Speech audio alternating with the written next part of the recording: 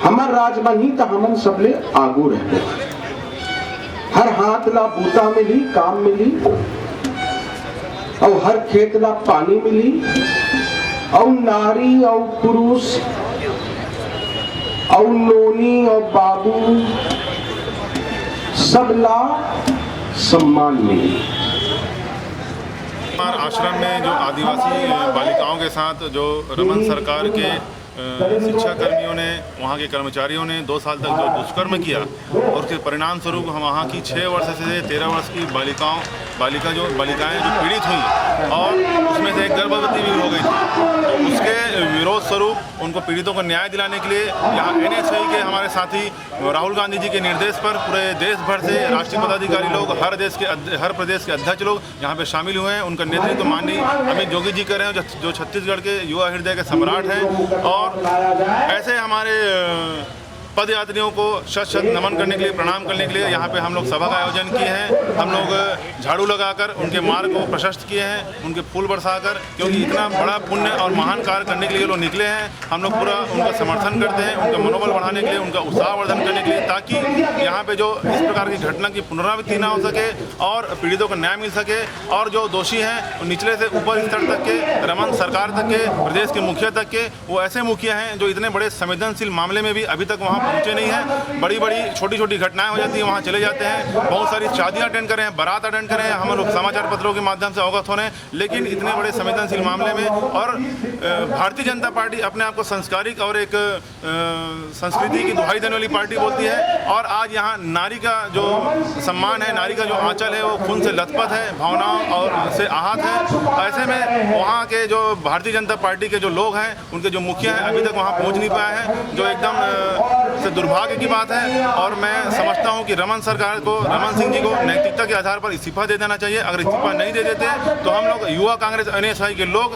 पूरे जब तक उनको बर्खास्त नहीं करवाते थे राज्यपाल महोदय से, जब तक लोकतांत्रिक तरीके से उनको यहाँ से भगा नहीं देते छत्तीसगढ़ से, तब तक न रुकेंगे, न थकेंगे, न झुकेंगे, न हारेंगे। कि शहरों में होती हैं, लेकिन इसी प्रकार की घटना भारत में नहीं होती। तो उन्हीं की बात को ध्यान में रखते हुए जब छत्तीसगढ़ में इस प्रकार की घटना होती है और आदिवासी क्षेत्र में इस प्रकार की घटना होती है और छत्तीसगढ़ के गांव में इस प्रकार की घटना होती है, तो मैं नहीं मानता इसमें रमन सिंह की कोई गलती है, क्योंकि उसको RSS की हाँ में हाँ मिलाना उसकी मजबूरी है। माननीय रमन सिंह जो बीजेपी के मुख्यमंत्री हैं, बीजेपी की पार्टी राम राज्य की बात करती है, बोलती है कि हम राम राज्य बनाएंगे, राम के समय जैसा हमारा हिंदुस्तान था, जिस प्रकार का शासन था वैसा शासन हम चलाएंगे। मैं नहीं मानता रमन सिंह की कोई गलती है, कि रमन और रावण में केवल वह और मैं का फर्क है। तो रमन सिंह ये भूल गया कि मुझे राम राज्य की बात करनी थी या रावण राज की बात करनी थी। हमारे प्रदेश के लोगों ने राम राज्य की सोच के उनको वोट दी थी, लेकिन माननीय रमन सिंह ने रावण राज आज छत्तीसगढ़ में आज चलाया है। हमारे छत्तीसगढ़ की बहनें, छोटी छोटी बहनें जो स्कूल में जाती हैं, कन्या आश्रम में पढ़ती हैं, और इस रमन सिंह सरकार के जो हमारे कर्मचारी हैं, जिनकी ये जिम्मेदारी थी कि वो पढ़े लिखे, डॉक्टर बने, इंजीनियर बने, उन्हीं दरिंदों ने उनके साथ दुराचार किया और गलत कार्य करने का काम उन लोगों ने उनके साथ किया है। एक मुख्यमंत्री होने के नाते मैं समझता हूं कि ये मुख्यमंत्री की जिम्मेदारी बनती है कि एक पिता समान उनको जो कार्य करना चाहिए था, उसका उल्टा उन्होंने रावण वाला काम करने का काम इस छत्तीसगढ़ में उन्होंने किया है। क्या काम किया है कि जिस बेटी को उनको न्याय दिलाना चाहिए था, जिस बेटी की आवाज उनको सुननी चाहिए थी, जिस परिवार के साथ उनको खड़ा होना चाहिए था, उनकी बात ना उन्होंने सुनी, ना उनके परिवार के साथ खड़े हुए। और हद तो तब हो गई जब उन्होंने वहां पर 1 महीना बीत जाने के बाद भी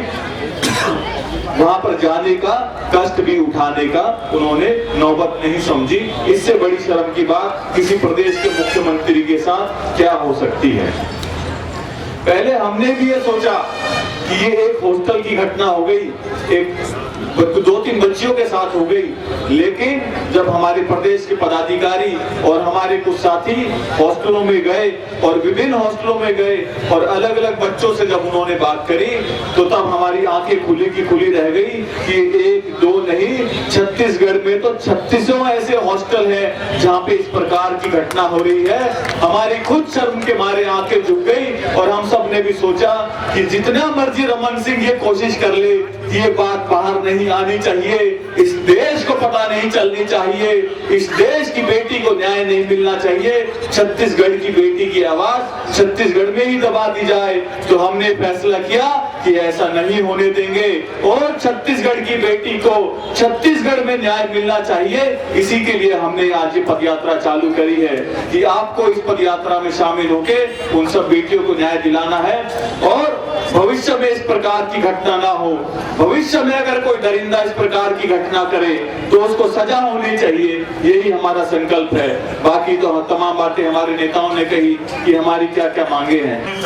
आदरणीय मित्रों,